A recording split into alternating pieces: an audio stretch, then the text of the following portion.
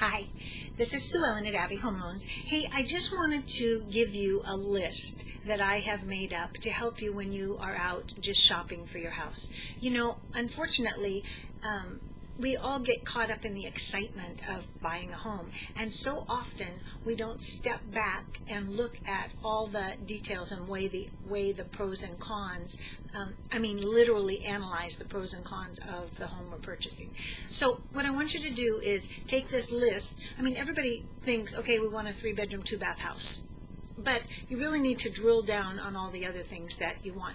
And what can you compromise on? If you can't have everything on your list, what are you willing to give up, and what are you willing to compromise on in order to get that home?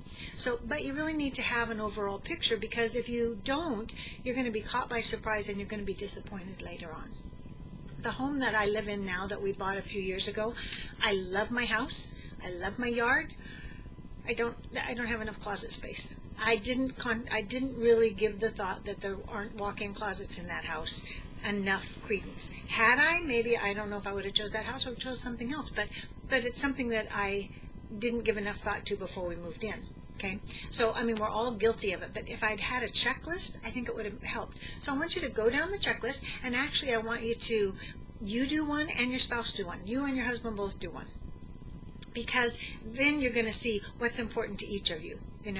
So let me just run through this real quick. Of course, you're going to decide on your bedrooms and bathrooms what you really need, and then a living room. Do you also need a family room? Do you want an eat-in kitchen or a formal dining room? Let's see. Do you want to check on closets and storage? Then, does it have a fireplace? Is that important to you? What kind of flooring does it have? Is there hardwood floors? Is there carpet? Is there tile? And is that flooring that you can live with, or are you going to have to adapt to it? Because that's the other thing. Any house that you get, chances are that you can make changes. You could, if it's got hardwood and you want carpet, you could add it. That's true. But you have to consider all that when you're deciding, and is that something you can afford to do immediately, or are you going to have to put it off 2 years? Just keep all those things in mind. The other thing that people don't think to do is ask the seller, what kind of utility bills do you have here? What's your PG&E bill during the wintertime? Is this house well insulated? So am I going to have a low, and the other thing is it gas? Is it electric? You don't know. You have to consider that when you talk about your appliances. Are any appliances staying with the house? Is the refrigerator staying with the house? If you have a washer and dryer, do you have a separate laundry room?